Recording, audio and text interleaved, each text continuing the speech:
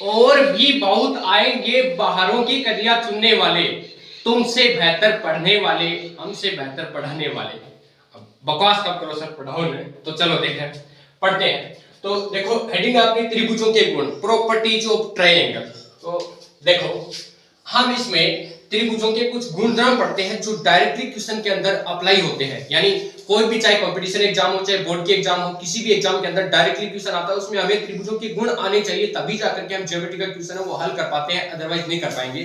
तो देखो इसके अंदर, और खासकर से कंपटीशन एग्जाम के अंदर तो डायरेक्टली जो क्वेश्चन आता है ज्योमेट्री का, तो उसमें तो हमें गुणधर्म याद ही रखना चाहिए, क्योंकि सीधा सीधा हमें उसका आंसर देना होता है। ऑब्जेक्टिव जो एग्जाम होती है उसमें लिखना तो कुछ होता ही नहीं है। बोर्ड के बच्चों को ये सब कुछ याद भी रखना होता है, उस थ्योरम का जो प्रूफ होता है वो भी। तो अभी हम इनका प्रूफ नहीं करेंगे, केवल और केवल इनका डायरेक्टली जो फाइनल रिजल्ट है वो समझेंगे। तो देखो थ्योरम नंबर 1, सबसे पहली जो थ्योरम है वो पढ़ते हैं हम।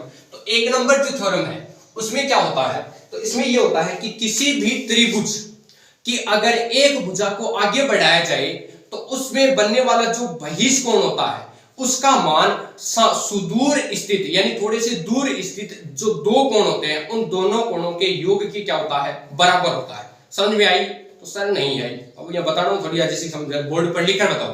तो चलो बोर्ड पर लिख करके हम देखते हैं। थ्योरम नंबर 1, थ्योरम नंबर 1 ये कहती है कि कोई भी त्रिभुज ले, तो देखो ये त्रिभुज ले लिया, ये त्रिभुज है, इस त्रिभुज में हम ये कह रहे हैं, यानी थ्योरम नंबर 1 ये कहती है कि इसमें तुम इस किसी एक भुजा को बढ़ा लो। तो हम इसको बढ़ाते हैं, ये A है, ये B है, ये C है। तो जब एक भुजा को बढ़ाया गया तो ये कहता है कि यहां पर एक जो बहिष्कोण बना है, तो ये बन रहा है बहिष्कोण, इसको नाम देते हैं हम कोण 1, इसको नाम देता हूं मैं कोण 2, इसको देते हैं हम कोण 3। तो थ्योरम नंबर 1 ये कहती है कि जब किसी त्रिभुज में एक भुजा को आगे बढ़ाया जाए तो बनने वाला बहिष्कोण सुदूर स्थित, सुदूर मतलब पास वाले को छोड़ दो, दूर वालों को पकड़ो। तो दूर वालों को पकड़ेंगे हम, ये एक कहेगा कि 2 को कहेगा किधर आ रहा, इधर आ, फिर 3 को कहेगा इधर आ, तो इन दोनों को पकड़ेगा ये।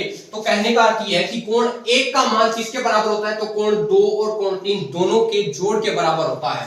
अर्थात कोण 1 इज इक्वल टू, यानी कोण 1 इज इक्वल टू हो जाएगा कोण 2 प्लस कोण 3, यानी कोण 1 का मान कोण 2 और कोण 3 के जोड़ के बराबर होता है। आई बात समझाना चाह रहे हो मैं, आगे होगी समझ में। Theorem number 1। अब देखो सर क्वेश्चन कैसे आएंगे, तो क्वेश्चन देखो ऐसे ही आ जाता है, सीधा क्वेश्चन आएगा ऐसे कि एक त्रिभुज है जिसमें आपको दे देगा कि ये बाह्य कोण है, इसका मान आपको बताना है, और कहेगा कि ये कोण 50 डिग्री है, ये कोण 60 डिग्री है। तो कहेगा कि इस कोण का मान बताओ, यानी कोण 1 का मान या कोण x का मान क्या होगा, ये क्वेश्चन है। और अब आपको पूछता है तो आपको डायरेक्टली ये गुणधर्म याद होना चाहिए। तो सर इससे कैसे करेंगे आप, इसमें तो आपने ये बताया है कि ये कोण और ये कोण इन दोनों का जोड़ कर देना, ये कोण आ जाएगा अपने आप। तो बिल्कुल सही बात है, लेकिन इसका तो हम देखो डायरेक्टली जवाब दे सकते हैं, क्योंकि ये 60 है तो हम जानते हैं पूरा कोण कितना होता है, तो पूरा तो 180 होता है। 180 में से इधर वाला कोण कितना है 60 डिग्री, तो कोण x का मान कितना हो जाएगा 120 बचेगा अपने आप ही। और अगर ये कोण नहीं देता है, ये दे दिया, और अब कहता है कि कोण x का मान कितना होगा, तो अब तो हम जानते ही है थ्योरम नंबर 1, तो हम तो डायरेक्टली सीधा सीधा आंसर देंगे कि थ्योरम नंबर 1 ये कहती है कि दूर वाले जो दो कोण होते हैं उन दोनों का जोड़ बाह्य कोण के बराबर होता है। तो इन दोनों को जोड़ देंगे हम, 50 और 60 को दोनों को जोड़ करके कितना कर देंगे 110 डिग्री। तो कोण x का मान कितना आ जाएगा 110 डिग्री। समझ में आया कि नहीं आया, यस और नो करके बताओ, तब तक हम इसको रब करें।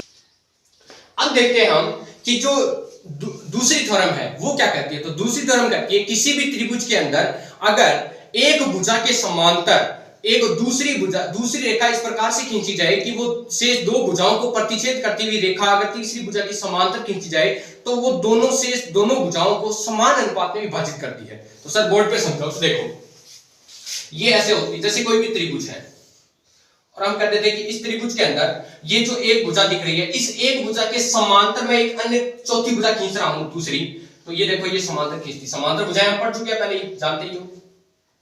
दोनों को अनंत लंबाई तक बढ़ाने पर कहीं आपस में नहीं काटे तो उनको हम क्या कहेंगे, समांतर भुजाएं। तो अब देखो ये त्रिभुज है, ये A है, ये B है, ये C है, इसका नाम देता हूं मैं D और इसका नाम देता हूं F। तो थ्योरम नंबर 2 यानी प्रमेय नंबर 2 क्या कहती है, तो वो कहती है कि जब भी एक त्रिभुज के अंदर एक भुजा के समांतर तीसरी भुजा खींचते हो तो वह शेष दोनों भुजाओं को समान अनुपात में विभाजित करती है। अनुपात होता है रेशियो जो होता है वो।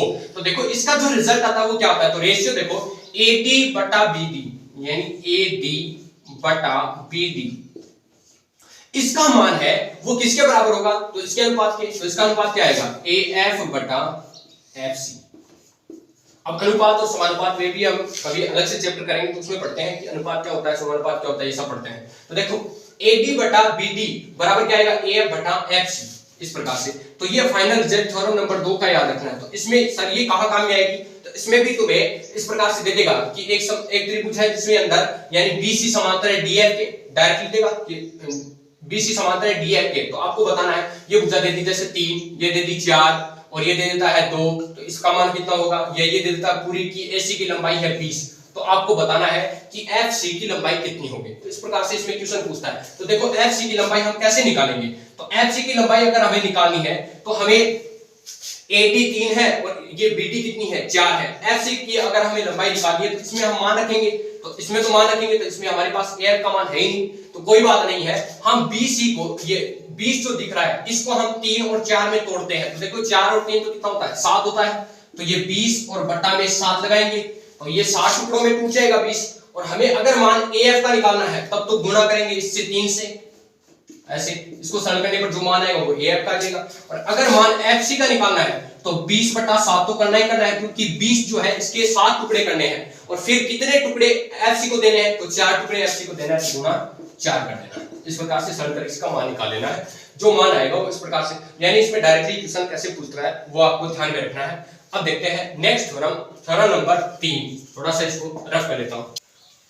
अब देखिए तीसरी जो थ्योरम है उसमें हम देखते हैं कि किसी भी समद्विबाहु त्रिभुज में अगर दो भुजाओं को काटने वाली भुजा अगर तीसरी भुजा के समांतर है, तो जो रेखा खींची है हमने, उस रेखा की जो लंबाई होगी वो आधार की क्या होगी, आधी होती है। सर समझ में नहीं आई तो देखो बोर्ड पर देखो, ऐसे सुनने से नहीं आएगी। देखो ये है एक समद्विबाहु त्रिभुज, यानी ये कहना चाह रहा है कि एक त्रिभुज है, ये A है, ये B है और ये C है। त्रिभुज ABC के अंदर हमें ये कह रहा है कि समद्विबाहु त्रिभुज है, तो मान लेते हैं कि AB और AC आपस में क्या होगी, बराबर। ये तो हमने पढ़ रखा है पहले से, AB बराबर क्या होगी, AC। AB और AC का मान क्या है, बराबर।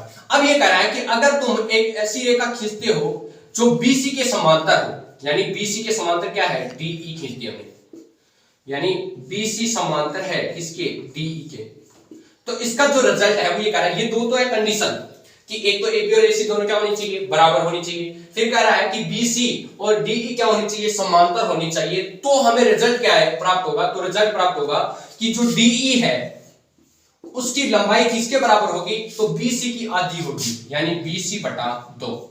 ये फाइनल रिजल्ट आपको याद रखना चाहिए। सर क्वेश्चन कैसे पूछेगा, तो क्वेश्चन डायरेक्टली ऐसे पूछ लेगा तुम्हें कि एक दिया गया त्रिभुज ABC समद्विबाहु त्रिभुज है जिसके अंदर DE समांतर है BC के, BC की लंबाई दे देगा 12, तो बताओ DE की लंबाई कितनी होगी, तो DE की लंबाई हमें पता है इसकी ये आधी होती है, तो हम डायरेक्टली ऐसे 12/2 करेंगे और आंसर दे देंगे 6। तो आई होप आपको ये थ्योरम नंबर 3 भी समझ में आई होगी। अब देखते हैं नेक्स्ट थ्योरम, थ्योरम नंबर 4। अब हम देखते हैं थ्योरम नंबर 4। तो थ्योरम नंबर 4 ये कहती है कि किसी भी त्रिभुज के अलग अलग शीर्षों से इस प्रकार से रेखा खींची जाए कि वह सामने वाली भुजा के क्या हो, समांतर हो, तो उनसे बनने वाले त्रिभुज का जो परिमाप होगा, वो जो मेन त्रिभुज है अंदर वाला, उस त्रिभुज के परिमाप का क्या होता है, डबल होता है। देखो कैसे होता है, तो देखो एक हमने त्रिभुज लिया इस प्रकार से, और ये कह रहा है कि इसके अलग अलग शीर्षों से, तो इसका अलग अलग शीर्ष देखो, ये A है, फिर यहां पर ये B है और ये C है। अब इसके अलग अलग शीर्षों से ये कह रहा है कि इस प्रकार से रेखा खींचो कि ये तीसरी सामने वाली भुजा क्या हो, समांतर हो। तो देखो ये इस शीर्ष के सामने वाली भुजा AB है, इसके अगर हम समांतर रेखा खींचे तो इस प्रकार से खींच जाएगी, ये देखो। फिर अगर इससे खींचेंगे तो इसके समांतर ऐसे खींच जाएगी, और फिर इसके समांतर अगर खींचे, इसके समांतर इससे, तो इस प्रकार से खींच जाएगी।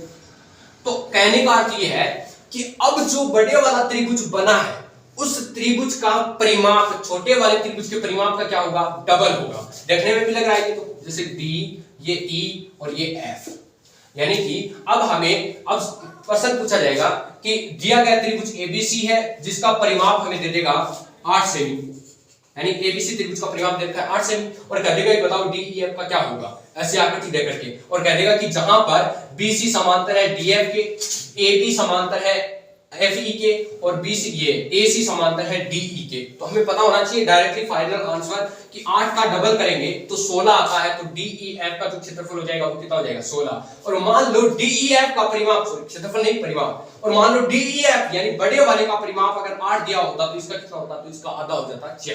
तो ये याद रखना है। कंडीशन क्या है, तो कंडीशन ये होनी चाहिए एबी के समांतर एफई होनी चाहिए, डीई के समांतर ये एसी होनी चाहिए और एबी के समांतर एफई होनी चाहिए। यानी एक बार दोबारा सुनो, किसी भी त्रिभुज के अलग अलग शीर्षों से इस प्रकार से रेखा खींची जाए कि वे अन्य भुजा सामने वाली भुजा के समांतर हो, तो उन तीनों भुजाओं के काटने से जो बनने वाला त्रिभुज है उसका परिमाप जो अंदर वाला त्रिभुज है उसके परिमाप से क्या होता है, डबल होता है। फाइनल रिजल्ट इसका याद रख सकते हो कि जो परिमाप है, देखो ऐसे एबीसी का परिमाप, एबीसी का परिमाप वो बराबर होगा किसके, डीईएफ के, डीईएफ का परिमाप बटा 2, या तो बटा इधर 2 कर दो और नहीं तो वो 2 इधर गुणा हो जाएगा, तो ये ऐसे कर दो, यानी 2 बराबर 2 बीसी का परिमाप एबीसी का परिमाप इसके बराबर होगा डीईएफ के, यानी इसका डबल ये होगा। आई होप आपको समझ में आया होगा कि त्रिभुजों के जो गुणधर्म है। अभी बाकी जो थ्योरम बची हुई है वो पढ़ेंगे नेक्स्ट क्लास के अंदर, तब तक के लिए जय हिंद।